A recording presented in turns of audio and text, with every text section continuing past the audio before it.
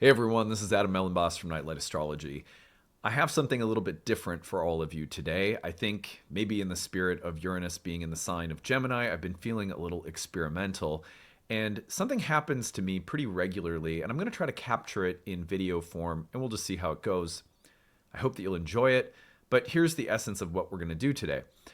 Occasionally, I will cross paths with a song or a movie or something will appear randomly in my path, and I will recognize it immediately as a reflection of something astrological. And usually, with a little bit of digging, a little bit of reflection, I'll be able to make the connection. But I always know when it happens. I'll be, for example, today was in the gym. And as I was working out, I thought, I want to listen to something a little heavy, a little metally, which is weird because I'm not really into metal at all. So I was like, well, let's see what I come up. So I typed in metal for working out. And the first song that popped up was a song that I've heard maybe once before. Like I recognize it, but I've never really listened to it.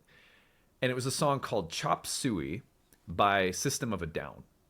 And I was like, I started playing the song because I was just like, well, I don't know, maybe this will. I just felt like running some fire through my veins while working out. I was like, all right, well, let's just see what happens. So I listened to the song and I was like truly captivated by it. I was like, this is a really powerful song. Holy shit. And then as I was listening to it, I had that recognition. Oh, there's something in this song that's astrological. Because it's just hitting me a little bit different. And that's how I recognize as an astrologer. I might be talking to someone. I might be at the grocery store. I might be sitting in my car stuck in traffic and a memory comes to me, but I know when it's astrological. I know when there's a kind of mirroring or correspondence, when something is shimmering with that quicksilver, and I feel like Hermes is present somehow. As an astrologer, I'm trained to recognize those moments when I talk to people, and part of how I have developed that is not just through doing readings, but through paying attention, through listening. So what I'm going to do for you today is try to mirror for you exactly what happened for me while I was at the gym. And I love occasionally watching people react to music. And I thought, well, it'd be kind of cool if we did a reaction video and I could literally try to mirror for you the discovery process that I went through as an astrologer while listening to this song, really for the first time seriously. Because I was, like I said, never really into metal, never really listened to this song. So let's see if we can have some fun with this. And I'm going to try to reproduce for you what my reactions were, both emotionally and just viscerally, as well as astrologically. If you've never heard this song, by the way, it can be a little triggering. There is mention in the lyrics of suicide, and that's a topic that for some people is very triggering, especially if you've lost anyone or if you yourself struggle with those feelings or thoughts. So I would give a little trigger warning on that level. But this is also a very popular song that is quite a bit deeper, really, than it's not by any means, as far as I can tell, listening to it now a few times today and being with the lyrics, certainly not a song that's just glorifying the experience of suicide in any way. It's a really deep, thoughtful song, actually. And so, anyway, without further ado, let's give it a listen. I've never done this before, so bear with me here. Yes. All right, here we go. So here it is. Let's hear it.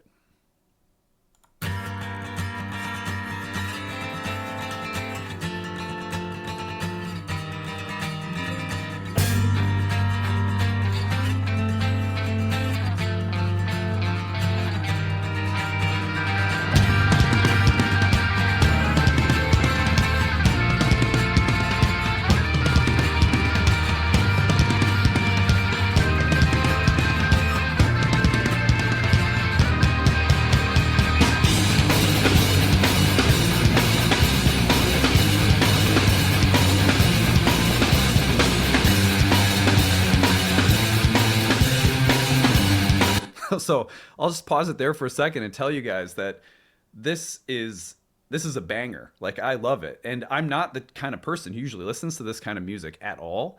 So I found it so interesting that here I am, and I'm being captivated by this. I mean, that's the funny thing, is that I was like, I feel like listening to some metal today. And then this song came on, and I was like, oh my God, this is like super invigorating. Just like, again, very out of character for me. So I was not anticipating the lyric. I was like, I remember this song, but I couldn't remember the lyrics or what they meant or what any of it was about. So what follows will maybe be as shocking to you as it was to me. Let's get on with it. Wake up! Grab brush and put on a little makeup. I just have to fade away the shake up. Why'd you leave the keys up on the table? Here you go, create another fable. You wanted to grab a brush and put a little makeup. You wanted to. I just got to fade away the shake up. You wanted to. Why'd you leave the keys up on the table? You wanted to. Why I don't think you trust in my self-righteous suicide. I cry when angels deserve to die.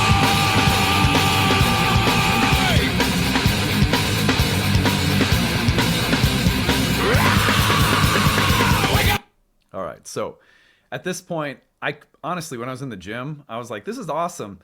I'm not sure what he's saying, right? And that was like the piece that I listened to the whole song and I just like worked out. And then in between sets, I started looking up the lyrics. And I thought it was really interesting to me what the lyrics said. So let me just see here if I can pull them up. So in the beginning, he's saying, wake up, grab a brush and put a little makeup, hide the scars to fade away the shakeup. Why'd you leave the keys upon the table? Here you go, create another fable. You wanted to. Grab a brush and put a little makeup. You wanted to. Hide the scars to fade away the shakeup. You wanted to. And in those lyrics, like, for me, what I started thinking about was, oh, this is about trying to get on with that unbearable pain of like trying to get on with life, even though it sucks, which I think many of us experience at different levels. This came out in 2001, I found out. And the astrology of the date it actually came out is really fascinating. I'm going to show you that in a minute. But I was like, oh, yeah, this is definitely a song about having to bear the pain of living a quote unquote normal life when you feel really tortured inside. And the reference to suicide, what I thought was interesting is that the song, as far as, and this is just like my armchair interpretation, I'd love to hear what the singer-songwriters had to say about it, you know? And I have the birth chart I'm going to show you of the lead singer. And I also found an interesting interview I haven't listened to yet with him on the guy from Dwight Schrute. He has this podcast that he does, and he was on that podcast, and I find that podcast to be quite spiritual. So I can't wait to actually listen to an interview with the lead singer from System of a Down, and I plan on doing that later because I found all this so interesting. Anyway, the mention of suicide in the lyrics seems to be about an overarching theme in the song that's like, you know, we think of some people's death as more as better than others, and we think some people deserve to die and some people deserve the way they die, and some people you know, there's a lot about judgment in the song, about judging souls and about judging who's worthy of what kinds of lives and deaths. And then, you know, the feeling of dealing with such intense pain. I've worked over the years. I was a social worker for a few years, and then I worked obviously for the last 15 years as a counseling astrologer. And so I know this may not be everyone's style of music, but I think that this music, a lot of people I can imagine really feel heard and seen by music like this. That something of the rage, the anger, the passion, it's a connective tissue, I think, for people. I have a lot of friends who, several very important friends in my life who've really loved metal music, although I've never like resonated with it. Far from being like angry people, like I think some people imagine that people who like metal are just angry.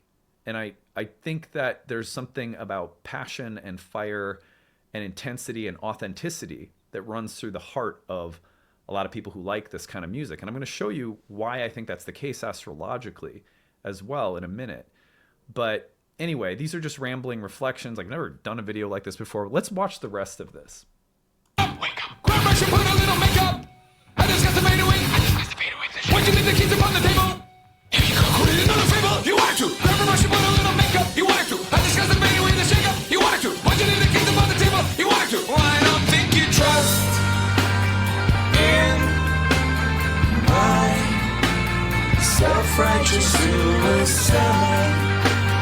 I cry when angels deserve to die. In my self-righteous suicide, I cry when angels deserve to die.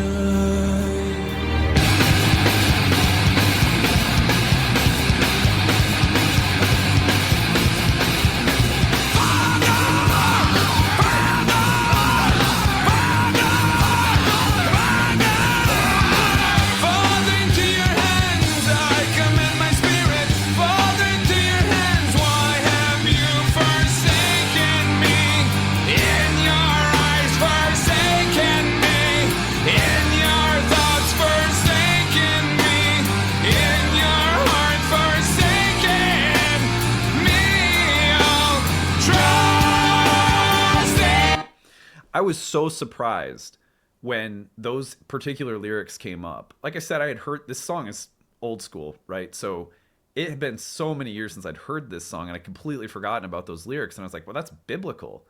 You know, that comes straight from the Bible. Oh, that was really, really fascinating. And what a beautiful way of tying this, the burn and the pain and the yearning and the, that, like, I don't want to be here, I'm in so much pain. Like, to tie that to God and this feeling of alienation and being forsaken by the universe, by God. But to tie that into a beautiful, like, religious sentiment. I loved that. I thought that's the icing on the cake. There's a really, so then I was like, wow, that's really, I was not expecting that. That was a cool turn at the end of the song. And again, this is so out of my ballpark, and probably a lot of you listening to this are like, oh my God, I find this, like, it's, for some people, like, metal is like a total non-starter. It's like, oh, that feels like, it doesn't feel good in my system. Speaking of System of a Down, maybe it brings you down to listen to this kind of music. I get that. I was not expecting this. Like I said, I ended up really enjoying this coming into my workout today. But then, like I said, there was this deep kind of astrological recognition. Oh, wow, this is something else. What is this tied to astrologically? So then, let's listen to the rest, and then I'll show you some astrology. And my self-righteous suicide, I cry when angels deserve to die. And my self-righteous suicide, I cry when angels deserve to die.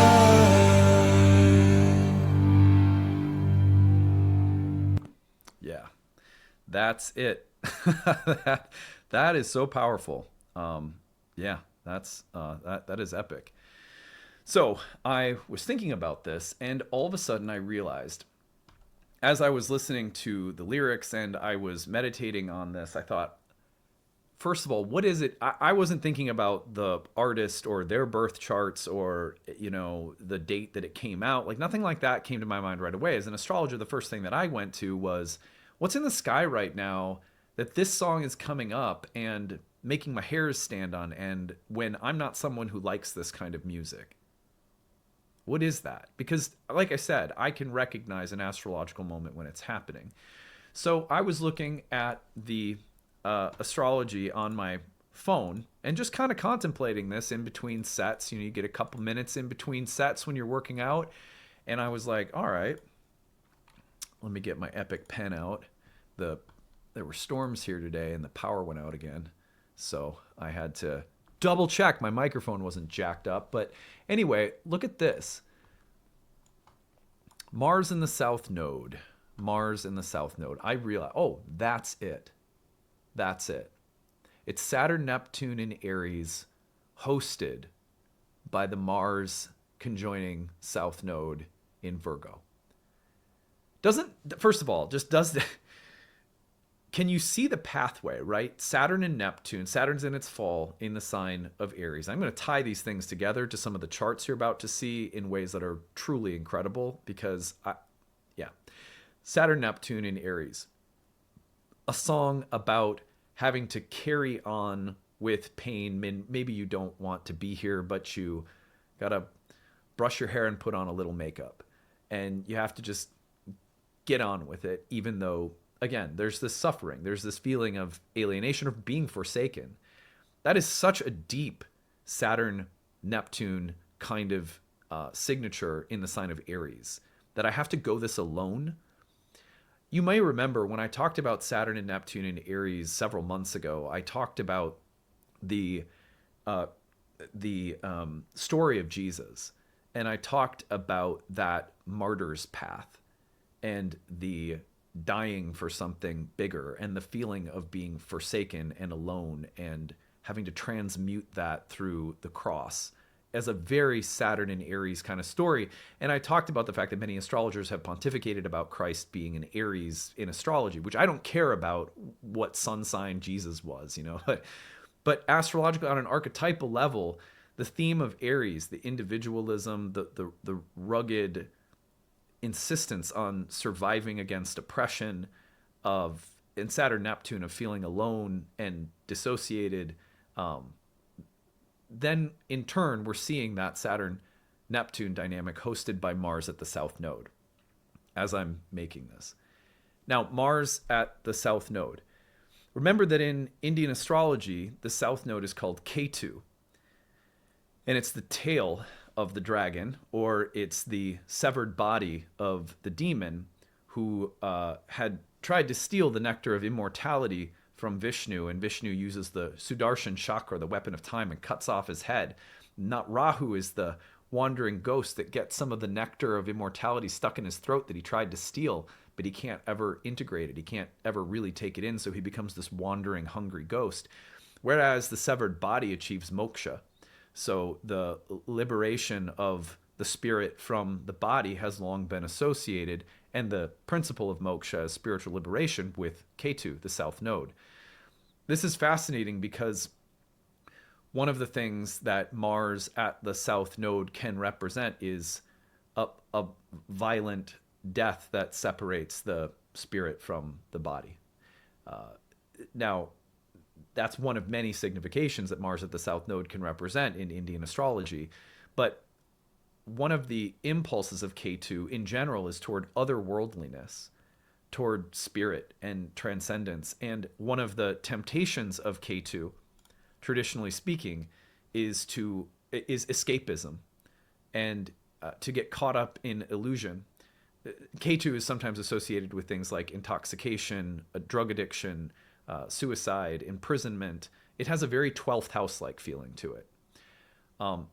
Ketu in Indian astrology is about moksha, but the way that sometimes we try to achieve moksha in this world, liberation from pain, from suffering, from impermanence, from the wheel of karma, is through poor substitutes like drugs. And suicide would be, there's no judgment attached to it in my book, but it's another, it's a way out. Get me, release me from this material prison. And so here's a song that is about the pain that can bring someone to the brink of wanting to leave their own body and perhaps take their own life. And it's about the alienation and the burden of suffering and the feeling that, some people are somehow their lives are worthy and other people's are not. and then this suicidal ideation as a theme in the song. Mars at the South Node in Virgo can represent that. I was reading an article this evening before I came on to do this that was talking about why this song captured the imagination of youth culture in 2001 when it came out. It came out in August of 2001, and it's been named one of the most, popular hard rock songs of the new millennium, right?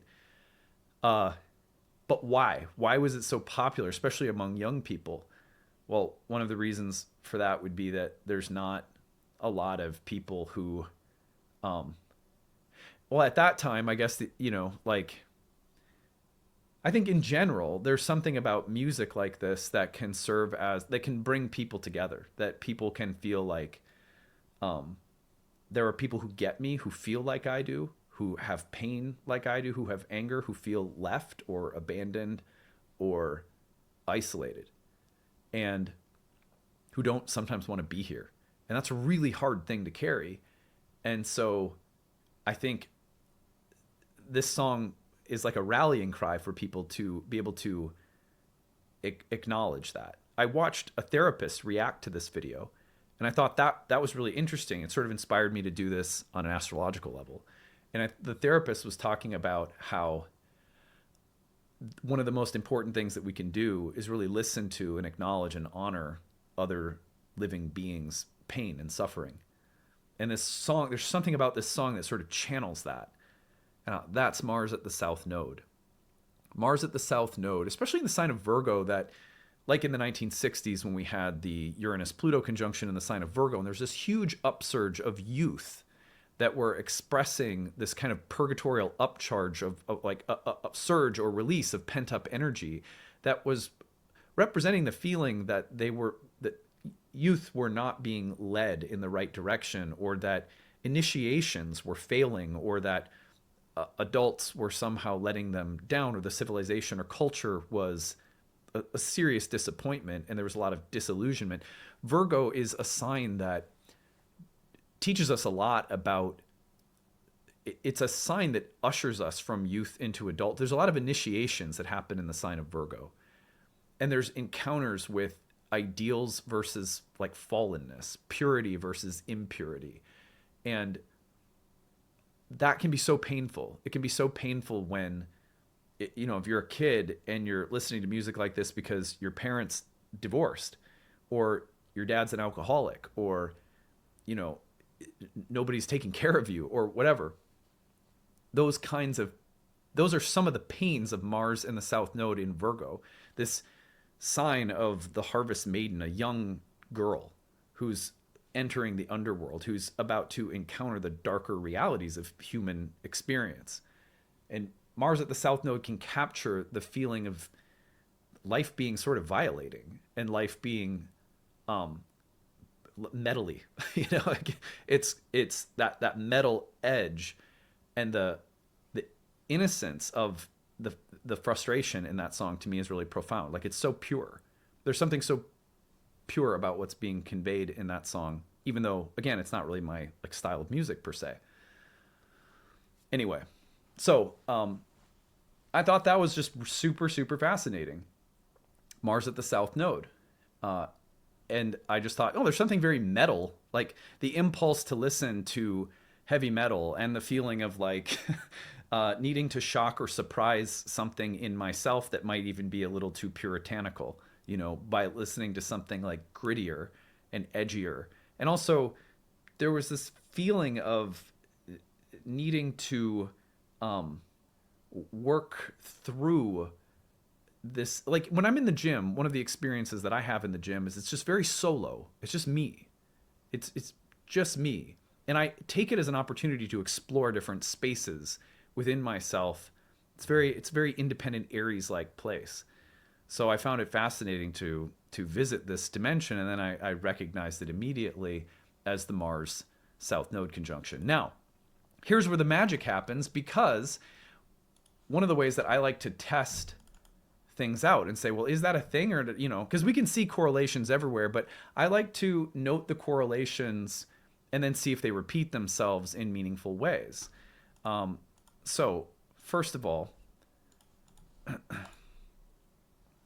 here's, I think this is pretty cool. So I pulled up Serge Tankian. Is that how you say his name? Let's see here. Did I spell that right? Yeah, Serge Tankian. I'm not sure if I'm saying his name right, but he's the lead singer and I believe the songwriter of that song, Chop Suey. And so I thought, well, I wonder if there's any connection between Mars and the South Node, and like Mars and Neptune, Saturn and Aries. Like, am I making any of these connections legitimately? And yeah, I was. This is a noon chart because I don't have his birth time. But check this out. He was born with Mars, Neptune, and the South Node all co-present in Scorpio. Right? So that theme of like channeling, like I think a lot about the channeling of that deep, intense Mars, Scorpio kind of passion, the otherworldliness, the theme of being alone or alienated and suffering and carrying the emotional weight of that, but then channeling it through some kind of spiritual art. Again, I think it's not a mistake that at the end of the song, he invokes the biblical words of Christ saying that I feel forsaken, by my heavenly Father. This is astrology magic, right? There it is. It's right there in his chart. Now, the same thing is present. He was born with Saturn in Aries, right? So someone born with Saturn in Aries. And look at this, the Mars South Node conjunction right on top of the Pluto-Uranus dynamic in the 60s. He was born with that empowered, like that empowered cultural signature of the late 60s. That was so much about the youth. Remember Virgo, the virgin maiden, the young person who is somewhat innocent. But Virgo always juxtaposes innocence and loss of innocence and the wisdom of that process, which is a part of life. So the Mars South Node right on the Pluto, the Saturn in Aries in his chart, and the South Node, Mars, and Neptune all together in Scorpio. Pretty impressive, right? I mean, just magical. So I got to tell you guys the next chapter, or the next part of this this story. The next part of the story for me was I just started doing a little bit of research, and I couldn't help but notice that I wanted to know what was the impetus behind this song? Like, why was this song written? Because sometimes you'll find interviews or there'll be like well-documented, for Rolling Stone, the lead singer said this is why they wrote, there was a story or, something like that. So I did a little digging and there's a lot of stuff. But one of the things that I found that I thought was just super compelling is that one of my favorite creative minds is Rick Rubin. I'm sure you guys know who Rick Rubin is. If you don't, check out Rick Rubin. He has a book on creativity that I bought. I haven't read yet, but I'm so excited to have some time to read it. Actually, I was mentioned on his podcast by a visiting astrologer somewhat recently, and that was pretty cool. He's worked, some of my favorite interviews he did recently with John Mayer were about the Grateful Dead and his involvement in Dead and Company and stuff like that. Anyway, so I'm going to show you now Rick Rubin talking about his involvement as a music producer with System of a Down and that song. Because when I started doing research, I found out that the spiritual part of that, I mean, it's all spiritual, but the last part where he literally invokes the Bible and that big existential religious feeling of being forsaken by the universe. Very Saturn Neptune, by the way. Very Saturn in Aries. That Rick Rubin played this integral role in that story. So let me show you this. Sorry guys, this is so new to me. I've never done anything like this before. So, but this is fun. I'm really liking this. All right, let's see this. All right, here's Rick Rubin explaining how System of a Down's Chop Suey was created. My experience is when you are open and looking for these clues in the world, they're happening all the time and they're happening often right when you need them. There's a song, System of a Down song called, I think it's song Chop Suey, I think. And it has this big, do you know that song? It has this big bridge section in it where Serge, the lyric writer, the singer, lyric writer, didn't have words for this one part of the song. And we were sitting in the library in my old house, and he said, well, I don't have words for this. And we were finishing. It's like, okay, any ideas? He's like, he didn't have any ideas.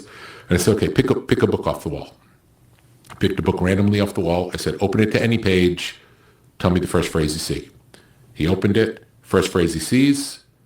That's what's in the song. And it's a high point in the song. It's incredible. It's like magic. What was it? It's the part farther unto your hands you have it. Why have you forsaken me? That Yeah, part. yeah. That's right. I think it's right here. It's wild. Play it from a little before, so you see the context. It doesn't really make sense in what's going on. It's rad. You need the keys upon the table. Put it in another fable. You wanted to. Grab a brush and put a little makeup. You wanted to. I discussed the fade away the shake up. You wanted to. Why'd you leave the keys upon the table? You wanted to. Well, I don't think you trust in my self-righteous suicide. I cry when angels deserve to die. In my self-righteous suicide, I cry when angels deserve to die.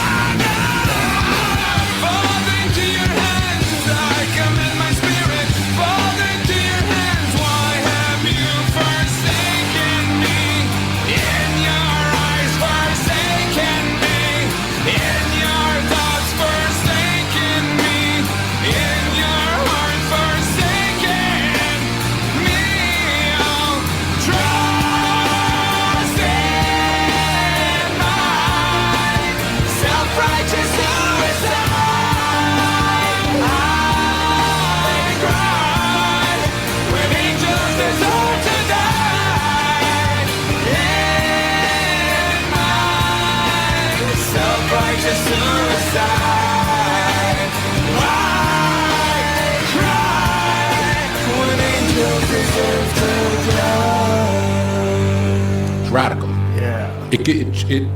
I get chills. Yeah. Oh my gosh. Yeah, I do too. That blew my mind, you guys. That absolutely blew my mind that one of the creatives that I love, Rick Rubin, who, just randomly, my name happened to be dropped by a visiting astrologer on a show recently, and then that got me into his show. It's like crazy, how these things work. But I thought that was very magical, that here's this piece of divination baked into the song. I call that divination. I call that divinatory. It's a different way of knowing. It's a part of many people who are creative know what this is like. To pick a book off your shelf, open a page, use the lyrics for the next piece of your inspiration. But astrologers recognize when those moments are somehow happening, and we have a language that we use to play with the symbols and recognize or identify them and tell stories with them or use them to guide our direction in life somehow. What I love about that is that as I was sitting here and I was thinking, this feels like, I feel like Uranus in Gemini recently has gotten me thinking about different kinds of content that I've never thought about before. And I know it's Uranus in Gemini. I just know it. I'm like, what, is this something that would be cool to do a reaction video and to share this magical Hermes-like discovery process that I had at the gym with a random song on my phone? Well, if Rick Rubin happened to be involved with that part of the song that really blew my mind and had my hair standing on end, and if that part of the song came from them being together in his library and he said, go pick a book off my shelf and just randomly open a page, and Serge Tarkian, the lead singer of System of a Down, picks out the Bible and opens it up to Father, why have you forsaken me? Well, there's the magic. There it is, my friends, right? I mean, that's really beautiful. That's truly profound. But then I face this doubt. Should I make a video like this? What if people are offended by the topic? It's a kind of heavy topic. It's a kind of heavy song. People don't like metal. I don't even know if I like metal, you know, and I'm not a reaction video person. What the fuck would I like, excuse my language, but like, what would I do my 5 things to watch for. I don't do reaction videos, and people who do that are probably people that are shallow. These are the thoughts that are coming up in my, I know that sounds really judgmental, but I was like, who am I to make something like this at all? So out of curiosity, I had to look at Rick Rubin's chart. And again, this is a birth chart that does not have a time set with it. It's just a noon chart. But I noticed right away, Rick Rubin, you are my muse. Rick Rubin, much love to you, brother. Look at this. He was born with Mercury opposite Uranus. Mercury in Pisces, opposite Uranus in Virgo, right? He's also a child of the Uranus-Pluto conjunction in the 60s. And look at this. Wouldn't you know, his moon is right at the south node Mars within a couple of degrees right now. That's really powerful. That is super interesting. And hey, just for a little extra icing on the cake, isn't it interesting that he was born within 2 degrees of a Saturn-Neptune contact, a Saturn-Neptune square, taking intangible, ineffable things and making them real, articulating things that are very otherworldly. This is Rick Rubin's legacy. This is why I love him so much. And here he is in the midst of that song, guiding the spiritual lyrics from the Bible that bookend the song in a very Mercury Uranus kind of way, guiding something in a creative process that's non-ordinary. All right, I almost forgot one more chart to show you, which is the release date of the song, which according to my online sources was August 13th, 2001. Now, I don't always understand the correlations I'm looking at, so a few of these, really I have no clue. It's just interesting that they are repeating patterns. But what I noticed right away is that we have Saturn in Gemini trining Neptune in Aquarius. Right now, we have a reiteration of that trine through Uranus in Gemini trining Pluto in Aquarius. So that's really interesting. You know, I don't know what to make of the parallelism of that, but one thing that is clear is that Saturn and Neptune are contacting again, as they are now, as they are in the lead singer's chart, as they are in Rick Rubin's chart, all of whom were integral, of course, to the process of the song being written and then the actual release date of the song, including the same exact Saturn-Neptune signature. That's just fascinating. If you want to get a little extra, I think it's also really interesting to note that that song comes out under a Saturn-Pluto opposition. It feels really appropriate for the release of that song, that very powerful, the anger, and you can see Mars is with Pluto as well. So, you know, you've got a really powerful configuration behind the song that I thought was, you know, just special to notice. And of course, for me, the big thing was seeing Saturn-Neptune contact again on the actual date of the song. The other thing that is remarkable to me is that within the first weeks of the song's release, Mars and the South Node conjoined. There it is. In fact, if you want me, I'll show it to you. Let's take this forward, and we are going to see South Node and Mars come together. So there is the connection between those two planets. So this is by September 13th, within 1 month of the release of that song, as it's sort of sweeping the country, the major astrological configuration for Mars was with the South Node. I mean, you can't make this stuff up. Those patterns are so vital to the astrological imagination lives and breathes through these kinds of patterns. So anyway, I had to edit this back in, but last enjoyable point, thought it was worth mentioning. That's how I do astrology. That's how astrology infiltrates my life. This is more of the way astrology works in my life, honestly, than a lot of the content I make. Even though I love the content I make, and I make my lists and we talk about the archetypes, we talk about what to watch for, we talk about how the themes and how they can show up. But the way that I've actually learned astrology, taken it in over a long period of time, are through these interesting twists of fate that happen in such mundane, ordinary ways. I hear a song at the gym, my hairs stand on end. I go, there's something archetypal about this song. It's in the sky right now. And then I go down a wormhole. And honestly, like over the years, the content that you guys watch on my channel, half of it comes from this kind of stuff. Half of it comes from following these pathways and making interesting connections that live in me and become much more vibrant part of how I think about astrology that inform all of the lists I make. And I bet most people listening to this are actually very similar. In fact, I know that you guys are, because whenever I get together with people who, astrology conferences, retreats, whatever, and we start talking, this is typically the way that people start, we recognize the play of Hermes, the invisible coattails fluttering around us, and we chase them and we follow them for nothing other than the pure magic and wonder of the universe, right? This is just a magical place. And how much more magical is it that this magic can be woven with these silvery threads into themes so dark and heavy, like bearing the pain of existence and feeling alone? That's what moves me. That's what gets me. That's why I keep doing this all the time. Anyway, I hope that you enjoyed all of this, that it wasn't too, I don't know, whatever. I don't even care. I hope you like it. Have a good one, everyone. Bye.